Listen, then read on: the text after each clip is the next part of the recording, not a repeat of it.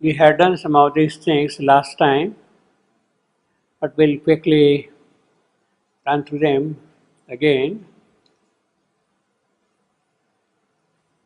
Then signed to her touch, this soft-winged sleep rose hovering from his flower-like lids and flew murmurous away.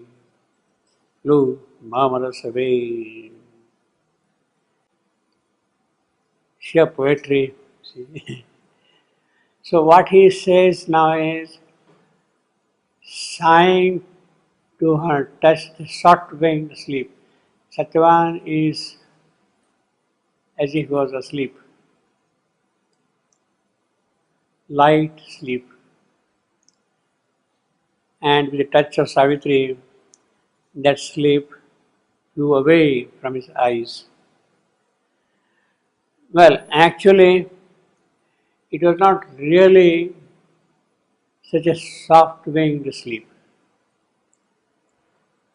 It was a fairly heavy sleep.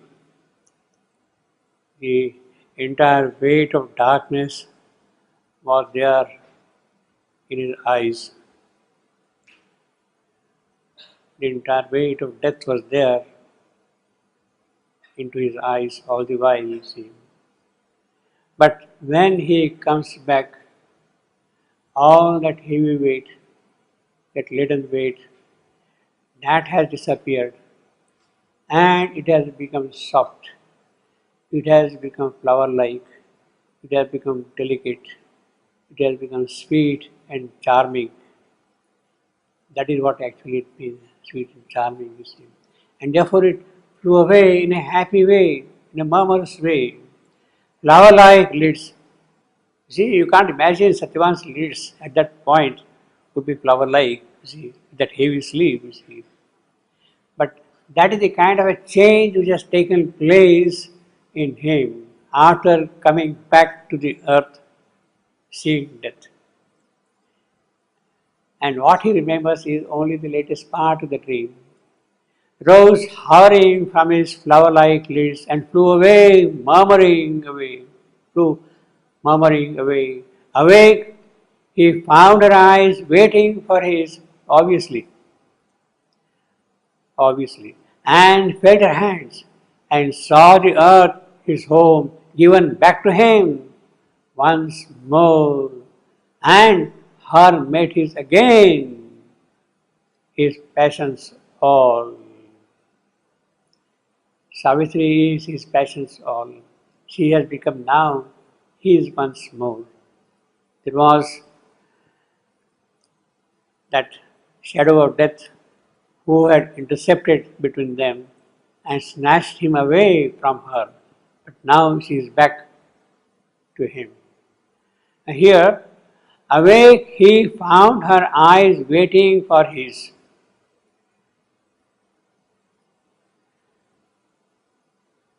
Which means basically that before Satyavan wakes up from his sleep, Savitri is already back. She has already come back to the earth consciousness. Savitri is already alert there in the physical form, you see. It is then afterwards, it is Satyavan who comes to, so to say, life of the earth.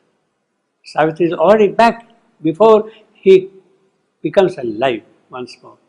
In fact, the description which we have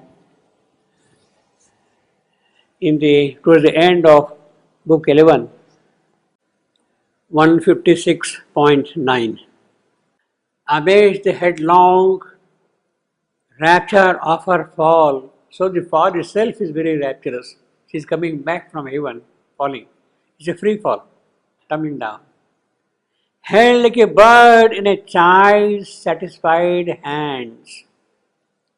In an enamored grasp, her spirit strove, admitting no release till time should end, and as the fruit of the mysterious joy, she kept within her strong embosoming soul, like a flower hidden in the heart of spring, the soul of Satyavan, drawn down by her inextricably in that mighty net. So she is bringing down the soul of Satyavan. And when she comes down, it is at that point that soul will enter into his body. Invisible heavens, in a thronging flight, soared past her as she fell. So as she is coming down headlong, the heavens are going one above. All the hierarchical worlds are climbing up one above the other. Then, in other words, the passage back to the earth is through all those planes of consciousness. She is coming down from Sachidananda plane. Then of course there is the overmind, there is the intuition, the illumined mind, the higher mind, the mental, the vital, the physical. One by one, all those planes are there. She is coming back to the earth, you see. And all those heavens are climbing up as she is coming back to earth.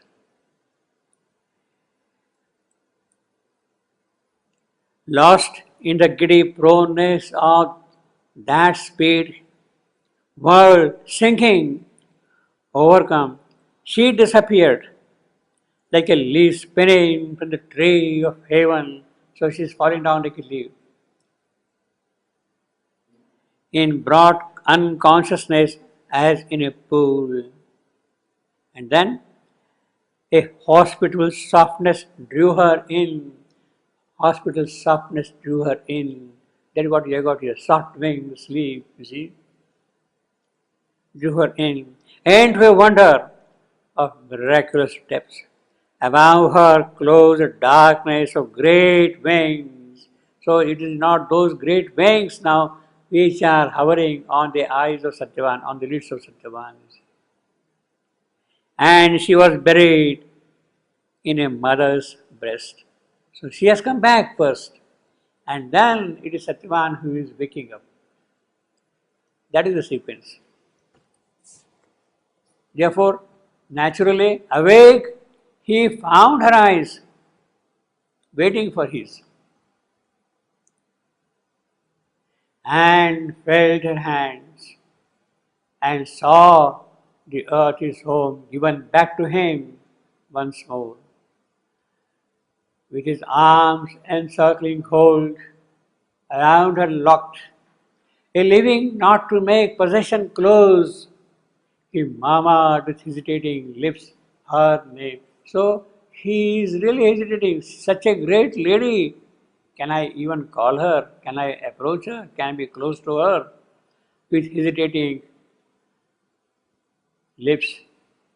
Whence hast thou brought me captive back? Love chained to thee, and sunlight's walls, O golden beam, and casket of all sweetness. So she is a box of jewelry. And what is that jewelry? All loveliness, sweetness, beautiful things of life. She is that box of jewelry. And casket of all sweetness. Savitri, Godhead and woman, moonlight of my soul. Moonlight who gives joy, calm, peace. That is what Savitri is, you see. Well, actually, it is good to collect sometime all the attributes of Savitri which we see described in different places in different way. See, in different places in different way. Here, she is the sunlight, she is the golden beam, she is the casket of sweetness, she is a Godhead, she is a woman, she is a moonlight.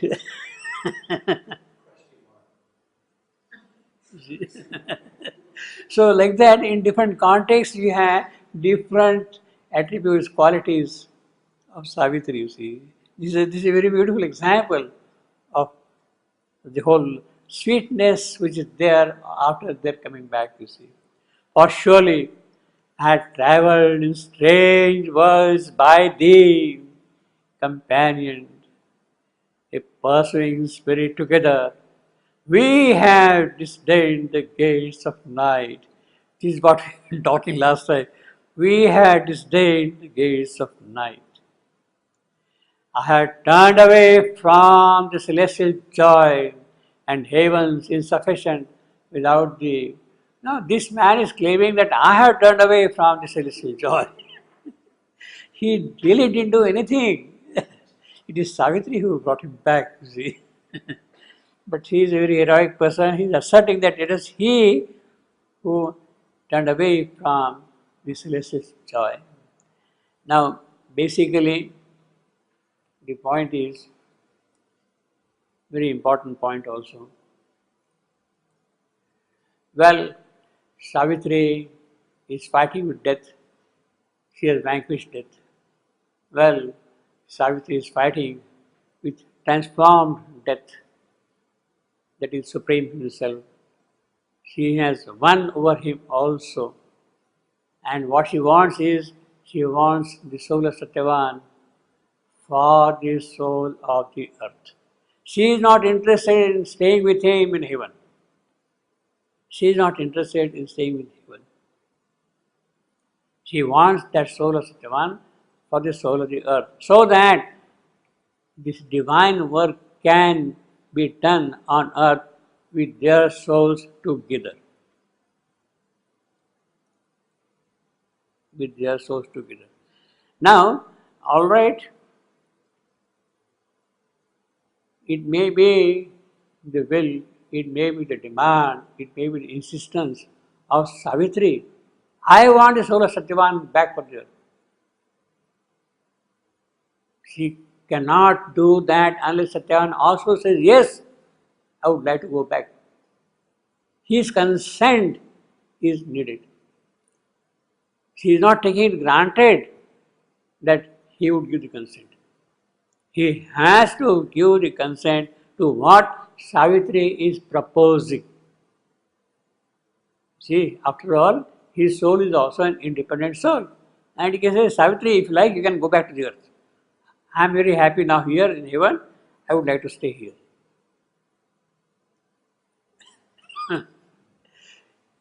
You can go back and do whatever you like, you see. I mean, that is definitely an option for him. But he does not exercise it. He consents to what Savitri is proposing. Although he is not uttering by word, he is not saying in words. But unless he consents, this cannot happen. And therefore, together we have disdained the gates of night. I had turned away from the celestial joy.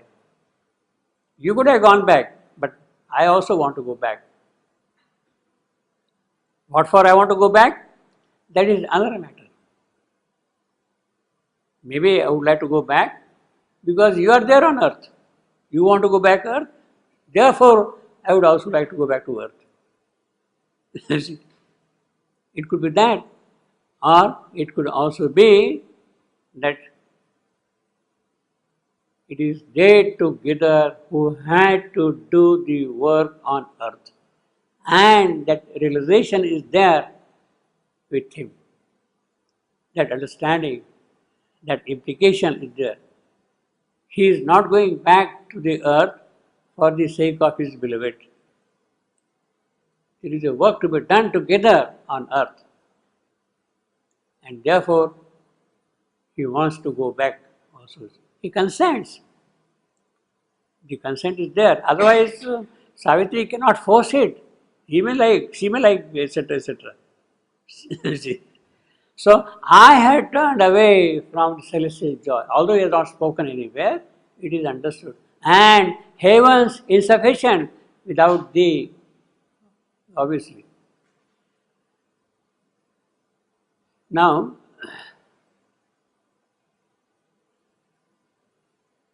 let us say something what we have in the 11th book, previous canto. The very first section, of, sorry, the first line of the 150th section. He said, descend to life with him, thy heart desires. That is the boon she is getting from the Supreme. Yes, you want Satyavan for the soul of the earth, go back to earth. And then we have got again here certain attributes of Satyavan and Savitri. Who is Satyavan and who is Savitri? Oh Satyavan! Now, see, the Supreme addressing first not to Savitri but to Satyavan.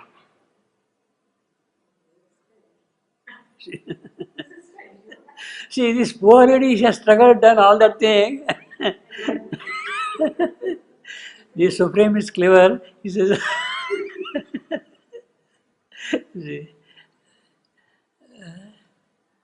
oh Satyavan, oh luminous Savitri, I sent you forth of old beneath the stars. It is I who had deputed you to go to the earth to do my work. To do my work. I have sent you, I have deputed you for that purpose. Both of you. And of course, how? Savitri comes. Savitri is always luminous. Not so Satyavan.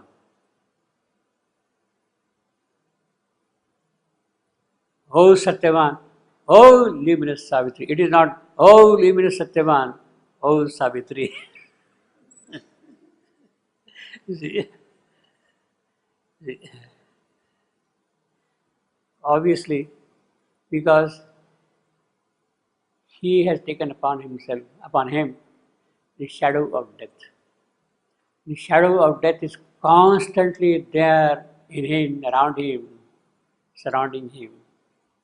And therefore he is not luminous. He is covered by the shadow of death. The doom followed him like a shadow. Love followed him like a shadow, with a shadow, death. That we have right in the first canto of Savitri. Earth, love and doom. Therefore Satyavan, you see, the poet is very particular, very clever also. He doesn't say luminous Satyavan, because the shadow of death is there always around him.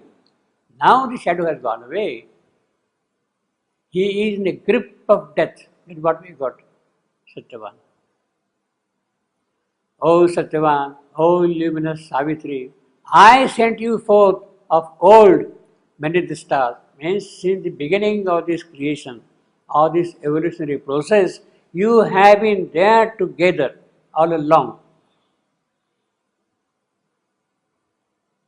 And you have been there always together. Dual power of God in an ignorant world. Now, of course, he says, I sent you forth of old beneath the stars. It is the Supreme Himself who has done this. He has deputed Satyavan and Savitri. But actually, how? It is Supreme Himself who takes the plunge into the void when the four powers separated away from the divine origin and the horror of separation was seen. To redeem that horror, it was the divine himself who had plunged into the void and stabilized the void. Now, that divine plunge into the void at that point, that is Satyavan.